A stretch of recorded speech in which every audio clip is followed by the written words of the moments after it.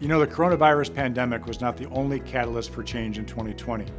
The death of George Floyd in Minneapolis sparked a nationwide movement and caused many of us to take a look at the realities of systemic racism, oppression, and equality in their own communities.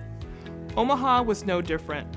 It's impossible to put into words the feelings of sadness, frustration, and yes, anger of those who saw themselves, their own lives reflected in the struggle of Black Americans nationwide.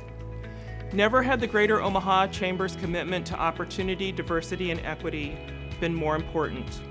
Our response was swift. Within days of the protests in Omaha, we gathered together more than 140 CEOs, founders, and presidents of companies in our Omaha business community.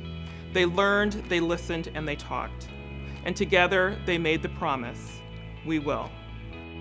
Inspired by the dialogue of June's CEOs for Code meeting, the Greater Omaha Chamber rose to the occasion yet again and built a way for business leaders to unite behind a promise to our region. And unite they did. More than 250 executives signed on to the We Will statement, showing their intent and their support for a more equitable and inclusive community. Words are one thing, action is another. Working with the Thrive 2020 Diversity and Inclusion Committee, we built a plan of action to make good on the We Will promise. This includes more than doubling the number of members in our Employer for Code coalition. These organizations have raised their hand and signed on to take action in order to create a more equitable workplace.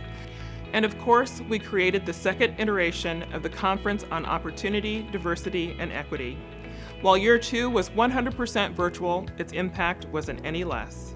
More than 900 attendees participated in the programming that gave them the tools and information to take action and to make an immediate impact within their organizations. The work, though, is obviously not over. In fact, in many ways, it's just begun.